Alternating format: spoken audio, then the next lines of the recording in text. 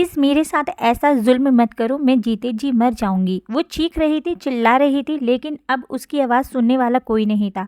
फराज दरवाजे को बाहर से कुंडी लगाकर वहां से जा चुका था और वो दुल्हन के रूप में खुद के साथ होने वाले इस हादसे पर आंसू बहा रही थी। आज उसकी शादी थी। पहले तो वो खुद इस शादी पर राजी नहीं थी, लेकिन बहन और माँ के समझाने पर वो समझ गई थी कि अपने माँ बाप की खुशी में खुश होना ही असली खुशी है। बारात आ चुकी थी, वो भी पार्लर से तैयार होकर आ चुकी थी। वो इस कदर खूबसूरत लग रही थी, जो आंखें उसकी तरफ नज़र उठाकर देखती वो कुछ लम्हे के लिए ठहर जाती। फूलों में बहार की तरह मालूम हो रही थी। निकाह के वक्त तो मौलवी ने निकाह पढ़ाना शुरू कर दिया। सब लड़कियों की तरह निकाह के वक्त फ़हीमा का दिल भी किसी सूखे पत्ते की तरह था। मौलवी ने कबूल है कि इकरार करने को कहा तो वो कुछ पल खामोश रही। मौलवी ने दोबारा अपनी बात दोहराई तो वो फिर कुछ न बोली। उसके बाप ने बेटी की हालत देखकर अपना शफ़क़त वाला हाथ उसके सिर पर रखा तो उसने भी सहारा मिलते ही 3 बार कबूल है का इकरार कर दिया। हर तरफ मुबारक है कि पुकार गूंज उठी। उसकी शादी पर उसके घर वाले बहुत खुश थे। उसके घर में रिवाज था कि लड़की को स्टेज पर नहीं बिठाते। सालिया जूता चुराई की रस्म करने उसे अकेला छोड़कर चली गई। कुछ ही लम्हे गुजरे थे कि फराज को वहां देखकर वो शॉक्ड सी रह गई। एकदम पुरानी मोहब्बत का जख्म हरा हुआ। लेकिन देखते ही देखते फराज ने उसके मुंह पर सफ़ेद रुमाल रखा और वो होशो हवास से बेगाना हो गई। उसे जब होश आया तो वो एक अंधेरे कमरे में थी। वो अभी सारी सूरत हाल समझने की कोशिश कर रही थी कि फराज वहां आया और उससे मुखातिब होकर बोला कि आज उसकी बहन को सुकून मिलेगा।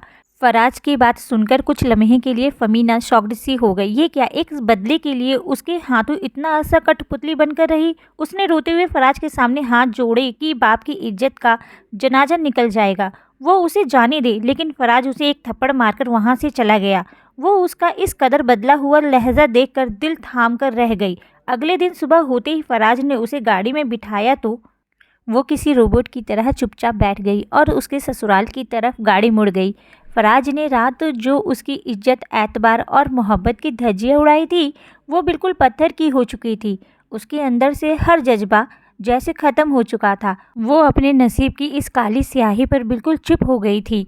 उसे यूं लग रहा था जैसे ज़िंदगी ख़त्म हो चुकी है। कल जो उसकी खूबसूरती फूलों में बहार की तरह थी, आज वो इस कदर मुरझा चुकी थी कि एक ऐसी लुटी हुई औरत मालूम होती थी कि जिसका घर बार सब कुछ लुट गया हो और उसके पास कुछ न बचा हो। हाँ, सब कुछ ही तो लुट चुका था, उसका कुछ भी नहीं बचा था। उसके पास एक औरत की इज्जत ही तो औरत की कुल जहाँ होती है। जब वो ही ना रही तो कुछ भी ना रहा। तभी उसे फराज की आवाज़ सुनाई दी। उसे उस वक्त उसकी आवाज़ से भी चिढ़ हो रही थी।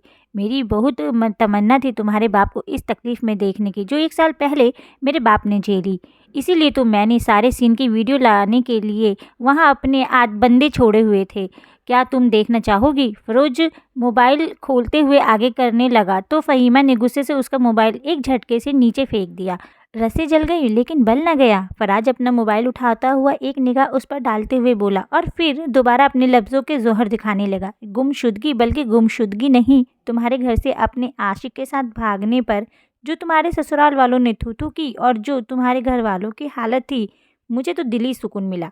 वो कहा कर लगाकर हंसा और ना जाने क्या क्या कह रहा था। फहमीना को तो अपना दिमाग बंद होता महसूस हो रहा था। उसे ऐसा लग रहा था कि वो और कुछ भी समझने की, सोचने की सहूलियत खो चुकी है। एक झटके से गाड़ी रुकी तो उसके सामने एक 2 मंजिला फूलों से तैयार हुआ घर था। उसे याद आया कि ये तो उसके बाबा के दोस्त और उसके शौहर का घर है। फराज ने गाड़ी का दरवाज़ा खोल दिया और उसका हाथ पकड़कर एक झटके से उसे बाहर निकाला। अब वो फराज के रवैये पे हैरान नहीं हो रही थी, क्योंकि कल से उसने उसके साथ जो किया था वो उसको कब्र में पहुंचाने के लिए काफ़ी था। तो अब वो इस चीज़ को सोचना भी नहीं चाहती थी। फराज उसे वहाँ खड़ा करके एक नफ़रत भरी निगाह उस पर डालकर तंजिया मुस्कुराहट से अपनी गाड़ी में बैठकर वहाँ से तेज़ी से गाड़ी भगाकर ले गया। सुबह सुबह सुनसान सड़क पर घर के सामने वो अकेली खड़ी सूरत हाल को समझने की कोशिश कर रही थी। ना जाने अंदर जाकर उसके साथ कैसा सलूक होगा। वह खौफजदा हो रही थी कि अंदर जाकर क्या होगा, लेकिन वहाँ सड़क पर ऐसे हुलिये में खड़ी भी नहीं रह सकती थी। वो हिम्मत करते हुए एक कदम उठाती दरवाजे की तरफ बढ़ी। वहाँ वो पिछले कई सालों से आ रही थी, इसीलिए वो इस घर के हर कोने से वाकिफ़ थी। जैसे ही उसने बेल बजाई, अंदर से एक जानी पहचानी आवाज़ उसके कानों से टकराई, जो कुछ कह रही थी कि कौन है। वो इस आवाज़ को अच्छे से जानती थी। सबीहा आंटी का उससे बहुत लगाव था। शायद वो शुरू से ही उसे अपनी बहू बनाना चाहती थी। काफ़ी देर बाद जब वो ना बोली तो दरवाज़ा खुला और सबीहा आंटी उसे इस हुलिये में सामने खड़ा देखकर हैरान रह गई। काफ़ी लम्हे तो वो कुछ ना बोली, लेकिन इससे पहले कि वो कुछ बोलती, फहद जो बाहर जाने वाला था सामने फ़मीना को खड़ा देखकर वो भी शॉक्ड हो गया। फ़मीना ने आंसू भरी आंखों से उसकी तरफ देखा कि शायद उसे तरस आ जाए, लेकिन वह बहुत ही बुरे लहजे में माँ से कहने लगा कि इसे घर में एक कदम भी न रखने दिया जाए। फ़मीना को इससे कोई भी उम्मीद ना थी। सबीहा आंटी को ना जाने उस पर तरस आया या वो ताजुस्सुस के हाथों मजबूर हुई कि शफ़क़त भरे लहजे में उसकी तरफ देखते हुए बेटे से कहने लगी, इसको सफाई तो देने दो कि आखिर इसके साथ कोई हादसा हुआ है या वो कहाँ थी। लेकिन माँ की बात बजाय समझने के फहद तेश में आ गया और गुस्से से माँ की तरफ देखते हुए बोला, अगर आपने इसे घर में दाखिल भी किया तो मैं इस घर में नहीं आऊँगा, जिसने निकाह के 2 बोल पढ़ने पर ही मेरी इज्जत का जनाजा निकाल दिया। मैं इसको अपने घर में बुलाकर इससे तफसील पूछूं कि वो सारी रात कहाँ गुजार कर आई है। वो गुस्से में बोलता जा रहा था क्योंकि उसकी बीवी की शादी के दौरान ही भागने पर सब मेहमान अपने घरों में जा चुके थे, इसीलिए वलीमे का सारा इंतज़ाम कैंसिल कर दिया। अब इसके और उसकी माँ के अलावा घर में कोई भी मौजूद ना था।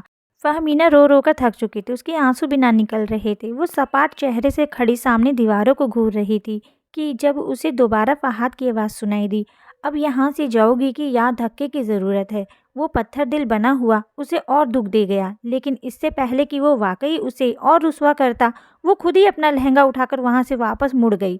उसका घर कुछ ही दूर था। अगर वो पैदल जाती तो आधा घंटे में पहुंच जाती, लेकिन वो जानती थी कि वो अगर अपने घर गई तो उसके घर वालों ने तो उसे बगैर कसूर के ही उसे जिंदा जला देना था। किस्मत ने इस कदर अंधेरे लिख दिए थे कि अब अगर वो लाख सफाइयाँ देती तब भी किसी को नहीं सुननी थी। वो लरसते दिल के साथ घर की तरफ चलती रही। सुबह का वक्त होने की वजह से वहाँ पर कोई इक्का दुक्का ही इंसान नज़र आ रहा था। नंगे पांव सड़क पर काफ़ी दूर चलने की वजह से अब उसके पांव भी दुखने लग गए थे, लेकिन वो हर एहसास से खाली थी। ऐसे जा रही थी कि जैसे कोई मशीन हो। घर के दरवाजे के सामने खड़े होकर उसने अपनी सारी हिम्मत जमा की और बेल बजाई। काफ़ी देर बाद दरवाज़ा खुला तो सामने नौकरानी को देखकर उसकी जान में जान आई, लेकिन नौकरानी उसे सामने देखकर हैरान होने के साथ साथ बेरुखी भी दिखा रही थी। वो अपना लहंगा उठाए घर के अंदर बढ़ गई। अभी उसने कुछ कदम ही तय किए थे कि उसकी माँ की नज़र उस पर पड़ गई। ना जाने कब के रुके बेताब आंसू आंख से बह निकले और भागकर माँ के गले लग गई। माँ बेटी की ये हालत देखकर धक सी रह गई।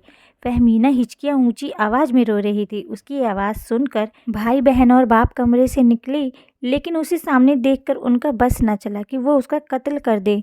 कल सारी दुनिया के सामने जिस इंसान ने उनको जलील किया और कहीं मुँह दिखाने काबिल ना छोड़ा, वो आज उनके घर में खड़ी थी। वो आपे से बाहर हो गए और भूल गए कि वो उनकी सगी औलाद है। उन्होंने उसे एक झटके से उसकी माँ से दूर किया और उसका हाथ पकड़कर दरवाजे की तरफ बढ़ गए। तुम्हारी हिम्मत भी कैसे हुई इस घर में अपने मनहूस कदम रखने की?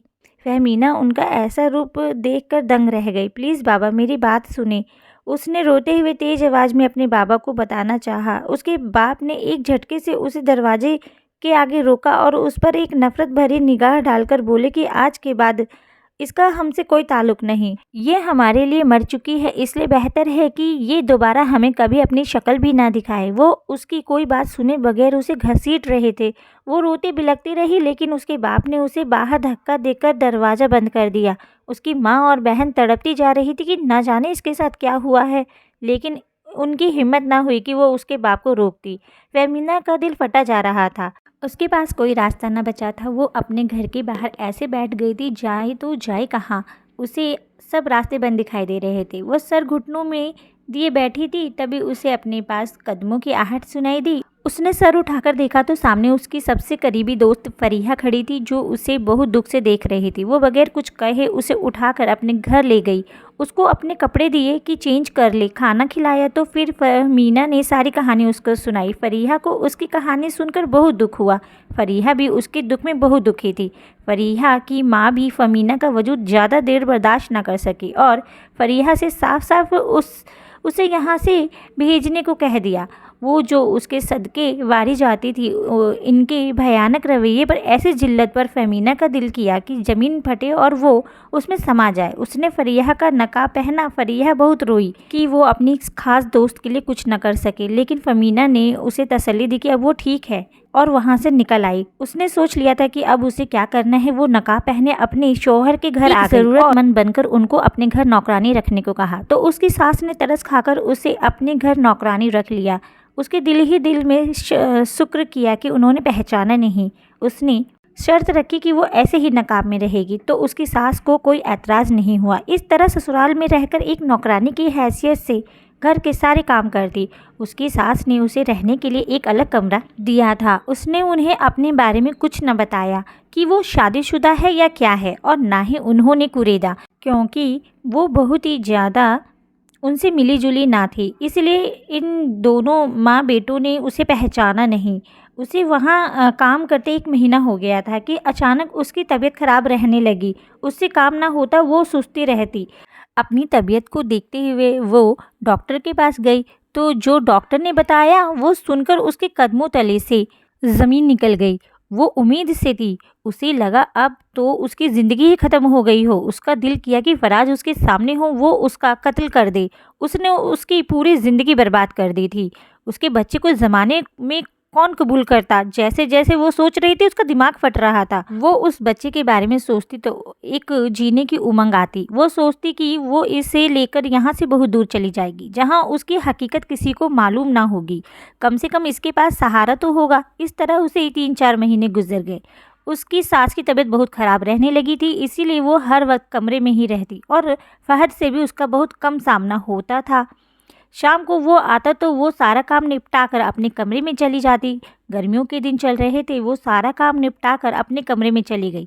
अपने कमरे में आकर उसने नकाब उतार दिया।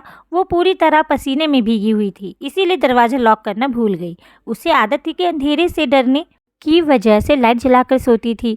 अभी उसे सोए थोड़ी ही देर हुई थी कि दरवाज़ा खुला और फहद, जो उसे अपनी माँ की तबीयत के बताने आया था, सामने अपनी बीवी को देखकर धक से रह गया और काफ़ी लम्हे तो वो अपनी जगह से हिल ही ना सका। दरवाज़ा खुलने की आवाज़ पर वो भी उठ बैठी और अपनी असलियत खुलने पर उसका रंग ही फीका पड़ गया।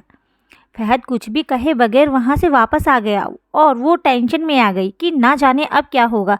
काफ़ी देर वो चुप रहकर इंतज़ार करती रही, फिर अपना नकाब लिए बाहर आ गई और सास के कमरे में देखा, लेकिन उसकी सास वहाँ मौजूद ना थी और फहद भी घर पर ना था, यानी कि वो उसकी सास को लेकर अस्पताल गया था। वो अपने कमरे में चली गई और उनके आने का इंतज़ार करने लगी। काफ़ी देर बाद बाहर से एम्बुलेंस की आवाज़ आई, तो नकाब में ही धड़कते दिल के साथ वो गई, तो सास को सफ़ेद कफन में लिपटा देखकर वो दंग रह गई। फहद उसको नकाब में देखता, लेकिन माँ के दुख की वजह से नज़रें फेर लेता। 3 दिन तो यूं ही गुजर गए। सब मेहमान अपने घरों को चले गए, तो घर में सिर्फ फहद और वो रह गए। अब उसका दिल कांपा था कि ना जाने कब फहद उसे घर से निकाल दे। वो किचन में नकाब में खड़ी खाना बना रही थी जब फहद उसके पास आया और उसे मुखातिब करके बोला कि अब उसे उसकी हकीकत तो मालूम हो गई है, अब तो ये नकाब का ढोंग ना रचाए, और आगे बढ़कर एक झटके से उसका नकाब खींच दिया। फहमीना बगैर किसी गुनाह के मुजरिमों की तरह शर्मिंदगी से सर झुकाए खड़ी थी। काफ़ी देर जब फहद उसे नफरत से ऐसे घूरता रहा, तो वो हिम्मत करके बोली, प्लीज़ मुझे बोलने का एक मौका तो दें। न जाने फहद इतना रहमदिल कैसे हो गया कि उसने उससे कहा कि बताओ क्या बताना चाहती हो। फहमीना जल्दी से बोली कि मेरे बाबा 2 भाई हैं। मेरे दादा दादी ने दोनों के नाम बराबर ज़मीन लिखवाई थी, लेकिन ताया की नीयत में खोट आया तो उन्होंने बेईमानी से हमारा आधा हिस्सा भी अपने नाम करवा लिया। लेकिन मेरे बाबा को ये बात नहीं मालूम थी। मेरे बड़े भाई और ताया की बेटी की पसंद से मंगनी हुई थी। उनकी शादी की तैयारियां चल रही थी कि उन्हीं दिनों मेरे बाबा को ताया की असलियत मालूम चल गई। बाबा ने भी गुस्से में आकर मंगनी तोड़ दी, लेकिन बाबा का गुस्सा वक्ती था। उन्होंने बाद में ताया से शादी को कहा, तो ताया ने जवाब में ना कहा कि वो अपनी बेटी को जान से मार देंगे, लेकिन मेरे भाई के साथ उसकी शादी नहीं करेंगे। उनकी इस कदर बेरुखी पर बाबा बेकसूर होते हुए भी बहुत दुखी हुए, और ऐसा हुआ कि मेरी कज़िन मेरे भाई से बहुत मोहब्बत करती थी, तो वो ज़्यादा देर ये सदमा बर्दाश्त ना कर सकी और उसने जहर की गोलियां खा ली। टाइम पर अस्पताल पहुंचने पर उसकी रास्ते में ही मौत हो गई। वो बताते हुए मुसलसल रो रही थी। उसके आंसू टिप टिप गिर रहे थे। फहद बहुत गौर से उसकी बातें सुन रहा था। वो फिर बोलना शुरू हुई। मेरी कज़िन की मौत पे हम सभी बहुत दुखी हुए। मेरे भाई की हालत भी बहुत बुरी थी। हम लोग उनके घर गए तो ताया और ताई ने अपनी बेटी की मौत का जिम्मेदार हमें ठहराते हुए मेरे बाबा को अपनी बेटी का कातिल कहा और हमारी बेइज्जती करके हमें घर से निकाल दिया। मोहल्ले वालों के सामने हमारी कोई इज्जत ना रही और सब मेरी कज़िन की मौत का जिम्मेदार हमें ठहराने लगे। 2-3 महीने गुजर गए, हालत नॉर्मल हो गए, लेकिन हमारे ताया के साथ ताल्लुकात को बेहतरी न आई। फिर एक दिन मुझे ताया के छोटे बेटे फराज की तरफ से मैसेज आए जिसमें उसने जाहिर किया कि वो अपने माँ बाप के रवैये पर बेहद शर्मिंदा है और माफ़ी भी मांग रहा है। उससे मेरी ज़्यादा बातचीत कभी नहीं थी। उसकी बातों पर मुझे वो बेकसूर लगा और मैंने उसकी बात पर यकीन कर लिया। इसी तरह अब वो रोज़ मुझे किसी न किसी बहाने से मैसेज करता और मैं भी जवाब देती रहती। धीरे धीरे उसने मुझसे मोहब्बत के दावे शुरू कर दिए और मुझसे मिलने जुलने लगा। ऐसे ही एक दिन मेरे घर वालों को इस बात की खबर हो गई। उन्होंने मुझे रोका। मेरे बाबा तो गुस्से में आ गए। मैंने फराज से शादी की जिद पकड़ ली, लेकिन कोई भी ना माना। मेरी बहन मुझे बहुत समझाती कि उसके घर वाले किसी सूरत में मुझे कबूल नहीं करेंगे। मेरा भाई इस मामले में कुछ न बोला। उसने मेरी कज़िन की मौत का ज़िम्मेदार हमें ना ठहराया, लेकिन उसकी मौत पर वो हमसे कट गया। मेरी माँ के इल्तिज़ाम, बाप की इज़्ज़त और बहन के आंसुओं का आखिर मुझ पर असर हो ही गया और मुझ पर से फ़राज की मोहब्बत का जुनून उतर गया और मैंने उसकी बात को समझकर फ़राज की मोहब्बत को टाटा बाय कह दिया। फ़राज बहुत तड़पा कि ऐसा ना करो, मैं इतनी पागल, मुझे यही लगता रहा कि वो मेरी मोहब्बत में तड़प रहा है, लेकिन वो तो बदले की आग में तड़प रहा था। जो मुझसे शादी करके वो पल पल मेरे बाप को तड़पाना चाहता था। फिर मैंने आपसे शादी की रजामंदी दे दी तो मेरा आपसे निकाह हो गया। अगर मुझे भागना ही होता तो मैं निकाह भी ना करती। फहद, वो रोते हुए तड़प कर बोली और फिर बताने लगी। फराज ने कुछ बंदे अपनी जासूसी के लिए शादी में छोड़े हुए थे। जब निकाह के बाद जूता चुराई की रस्म शुरू हुई तो सब लड़कियां मुझे अकेला छोड़कर वहां से चली गई। तभी खिड़की से फराज आया। इससे पहले कि मैं सूरत हाल समझती, उसने मेरे मुंह पर सफ़ेद रुमाल रखा और मैं होशो हवास खो गई। जब मेरी आँख खुली तो मैं एक अंधेरे कमरे में थी। फिर इसके बाद जो हुआ मैं सोच भी नहीं सकती। एक अजियत ने उसे अपनी लपेट में ले रखा था। फराज की असलियत ने मुझे इतना ना तोड़ा जितना आपकी और मेरे माँ बाप की बेरुखी ने मुझे तोड़ा। मेरे माँ बाप इस कदर बेएतबार हो गए कि उन्होंने भी मेरी एक बात ना सुनी और मुझे घर से निकाल दिया। फिर मेरे पास और कोई रास्ता ना बचा तो मैं आपके घर में आखिरी उम्मीद लेकर आ गई। लेकिन यहाँ भी कुछ वक्त काम करने के बाद एक कयामत मेरा इंतज़ार कर रही थी। वो सिर झुकाई बोली तो फहद ने सवालिया नज़रों से उसकी तरफ देखा तो वो धीरे से बोली कि वो फराज के बच्चे की माँ बनने वाली है। उसने सिर उठाकर देखा तो फहद ने उसे हौसला देने वाले अंदाज में कहा कि मैं तुम्हें ऐसी हालत में कबूल करता हूँ। उसकी बात पर मीना को लगा कि किसी ने उसे नई ज़िंदगी बख्श दी हो। वो बेयकीनी से उसका चेहरा देखने लगी। लेकिन ये बच्चा, वो मायूसी और शर्मिंदगी से बोली। तो फहद ने कहा कि वो बच्चा भी कबूल करने के लिए तैयार है। वह मीना को ये एक ख्वाब लग रहा था, लेकिन ये ख्वाब नहीं था, ये एक हकीकत थी। वो खुशी से सरसार हो गई तो फहद ने उसे आगे बढ़कर गले से लगा लिया।